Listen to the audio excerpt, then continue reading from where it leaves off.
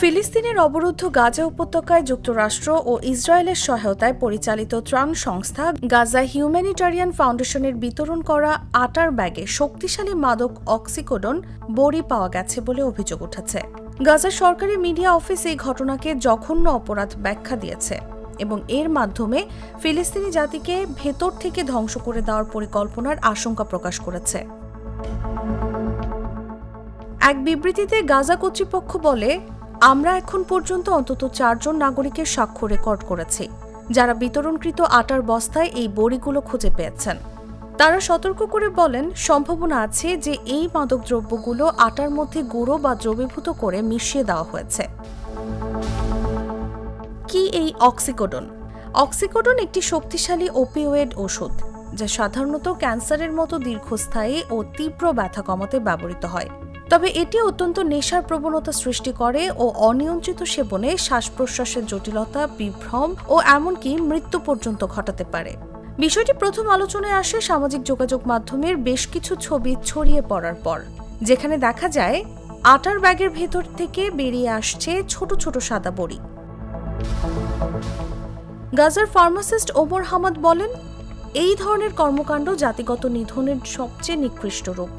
তিনি মনে করেন এটি একটি উদ্দেশ্য প্রণোদিত কৌশল যার লক্ষ্য ফিলিস্তিনিদের ধ্বংস করে দেওয়া।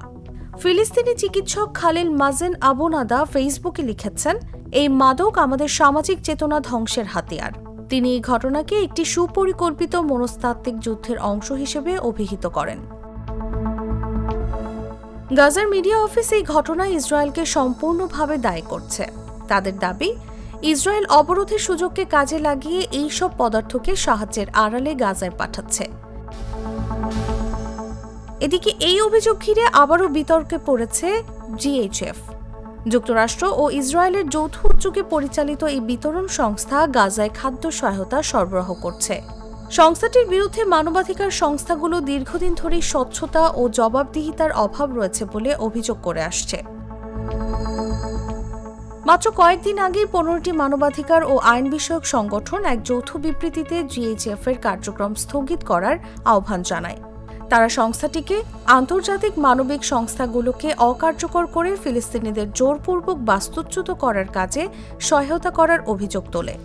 এ ধরনের কর্মকাণ্ড আন্তর্জাতিক আইন অনুযায়ী যুদ্ধাপরাধ, মানবতা বিরোধী অপরাধ বা জাতিগত নিধনের পর্যায়ে পড়ে বলেও উল্লেখ করা হয়।